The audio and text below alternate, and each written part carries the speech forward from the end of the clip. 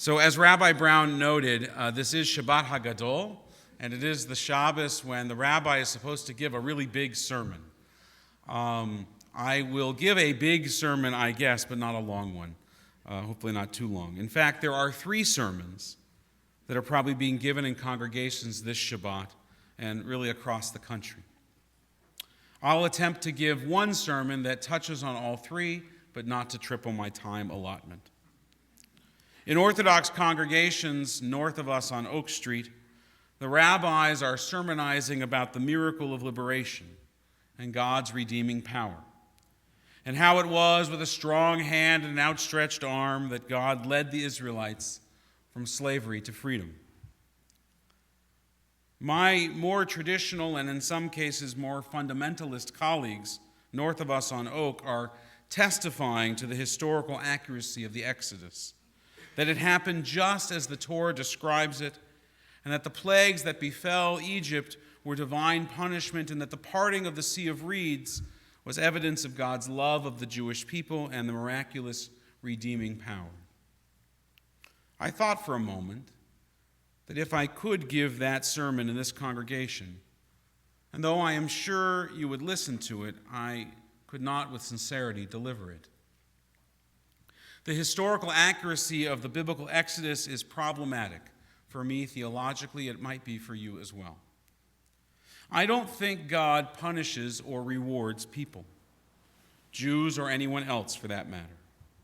I don't believe that the 10 plagues, if indeed they happened as described in Torah, were punishment for sins of Egypt, any more than the blizzards of this past winter or the earthquakes and tsunamis of the past years and just this week in Japan were divine punishment for the sins of humanity, as some, far too many in fact, would argue. The Judaism that I live and that I am guided by is a rational Judaism. My belief in God is constrained and informed by that rationalism. In the words of the great modern Jewish philosopher Mordechai Kaplan, the founder of the Reconstructionist movement, in my understanding, God is, in Kaplan's words, the power that makes for salvation. God is the force within human beings which drives us to seek goodness, to make the world a better place. God created the world and all that is in it, but then left human beings to the responsibility and the power to care for it and those in it. It's up to us to make of God's creation as much or as little as we aspire to make of it. God is the power and the inspiration that drives us towards the good, if we allow that. Therefore, in my view, God was not the source of slavery, nor was God the physical redeemer of the Israelites. The cruelty of the Pharaoh and the collective weakness of the Israelites is what allowed them to be enslaved. And likewise, it was not the hand of God that freed them from Egyptian bondage, but rather a spiritual and a moral turning to God for intellectual guidance and emotional support that allowed them to break the chains of bondage and seek freedom as individuals and as a people. The Torah's account of redemption is a record of human beings, or how human beings, inspired by God, risked everything for freedom. And thus we are constantly leaving Egypt, even today. Now, in conservative congregations, a little north on Oak Street, but not as far north on Oak Street, well, there's one in between, I guess. In conservative congregations this evening and next week, rabbis will be talking about the particulars of a recent ruling by the Rabbinical Assembly's Law Committee, which is the conservative movement's legal body, that ruled that rice and legumes are now permitted to Ashkenazi Jews on Passover. Did you miss that on Facebook? It was everywhere. It went viral. As is often the case in conservative Judaism, this ruling is not universally accepted. Some think, regarding rice and beans at Seder, it is about time, and some think it is the end of times. Someone once said that God is in the details, and indeed for conservative and observant Jews, God is indeed very much in these details. just, I will assume, not to the same degree for most of us. While you would politely and with some curiosity, I am sure, listen to 15 minutes of me droning on about halakha and why rice and legumes were eaten in the times of the Talmud and then restricted to only Sephardic Jews and then embellished with prohibitions that went on to include corn syrup and chickpeas. While you might indeed be interested, your practice is not governed by halakha as much as minhag or custom. And so while a panel of esteemed conservative rabbis now says it's okay to have rice at your Seder, my guess is that unless your bubby gives her own affirmative ruling, you're still eating roasted potatoes. At least that's what my mom serves, and I've been making this argument for 25 years since I entered rabbinical school. We still have potatoes at our Seder as well. Though I do want to note that the intricacies of applying Jewish ritual correctly are not insignificant in Reform Judaism. Nor are they, as they might sound, without any spiritual value for us as Reformed Jews. In fact, quite the contrary, God is very much indeed in the details. The Talmud relates one of my favorite passages. I'm sure I have shared it before. It's a debate between the schools of Hillel and Shammai. You'll hear about them during Seder as well, over the size of the bulk of an olive. For pages and pages, the rabbis of the Talmud debate what is the average size of an olive. It's as though it's a debate, what's the right way to make a matzah ball, a floater or a sinker? Why do they do this? Because eating a piece of bread more than the size of an olive is considered a meal. And if you eat a meal, you're required to say a blessing over the meal before and after. And the rabbis wanted to be sure that they used the correct blessing, to bless that which was a meal and not to bless something that was more like a snack or a nosh. That was to take Judaism seriously. And whatever we do in Judaism, we should do it seriously and with intention. And so the Talmud explains that so enamored was God upon hearing this debate amongst the schools of Hillel and Shammai amongst his children as they debated the size of an olive's bulk, that God fell in love with the Jewish people in that moment, all over again.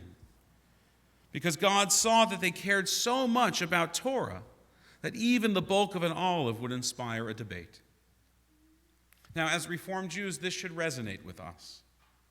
Perhaps not the bulk of an olive, but the implications that we should take equal care and seriousness about the proper observance of the moral and ethical commandments that inform us how to live our lives, how to raise our children, to care for those in need, to act as a community and a nation.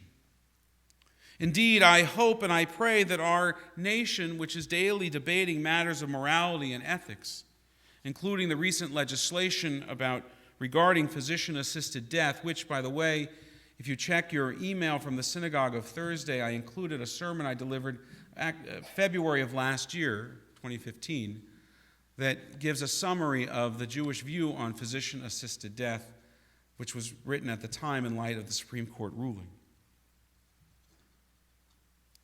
We should be inspired, and they should be inspired by our attention to these details specific to Judaism, and that it should inform our values on the application not only of this new legislation, but more so that we should be informed about how we view the world.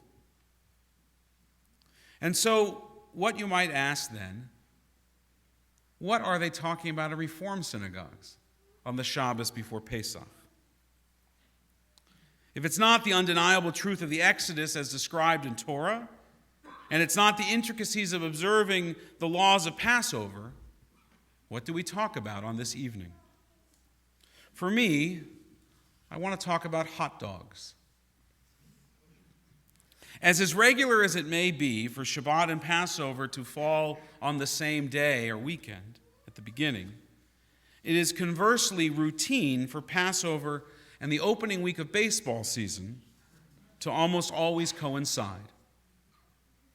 And with it comes a Jewish dilemma nearly as great as the size of the bulk of an olive.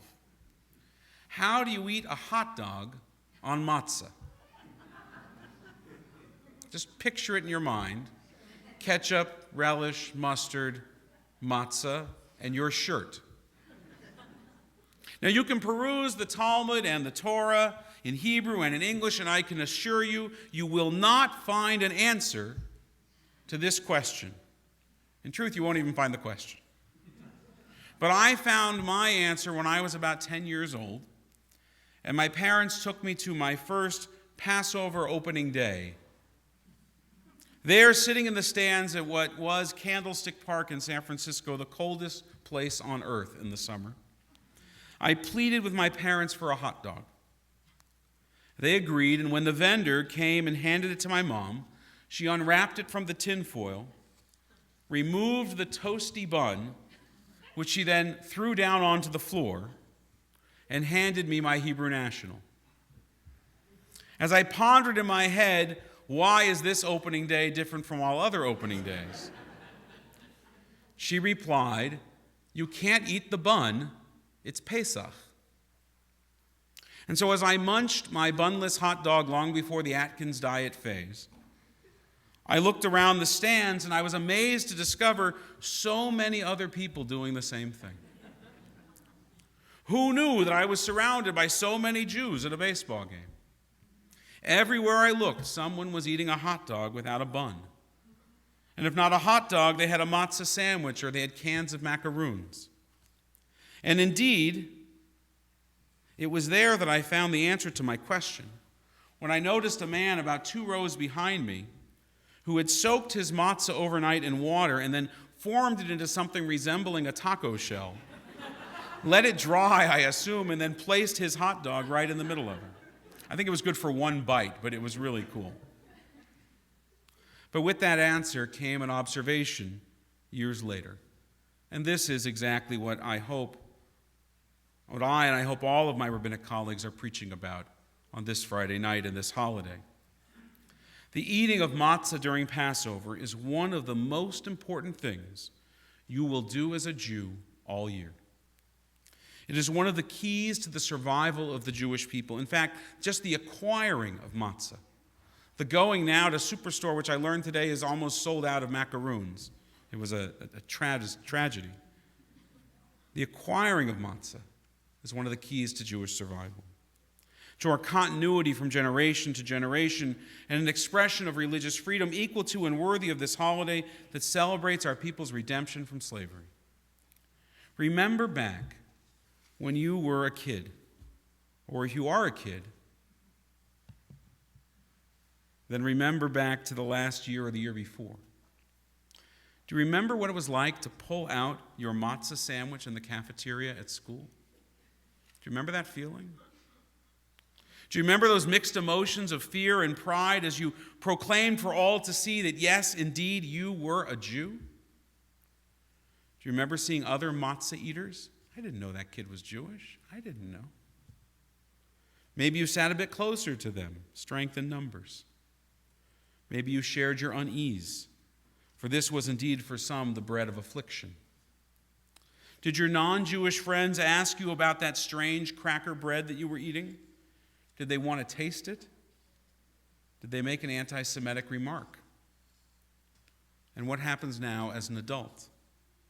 If you go out to lunch with your coworkers, will you bring your own matzah?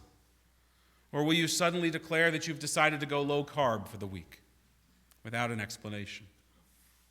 All of these moments, they are the personification of the challenges and the opportunities of what it means to be a Jew in North America. It's all there in the matzah.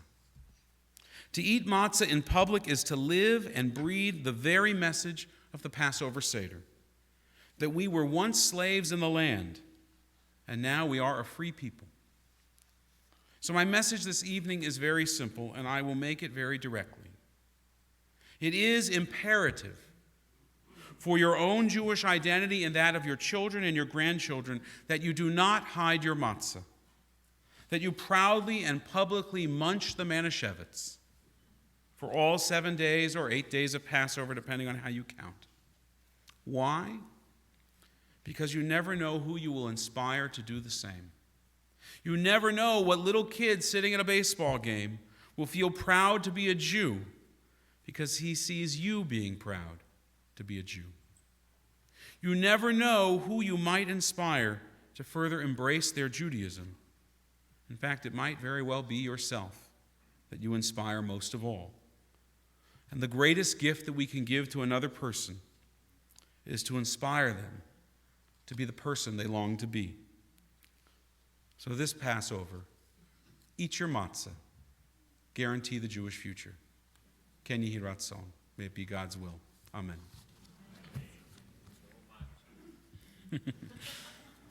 Our service continues. Aleinu, page 586. Please rise.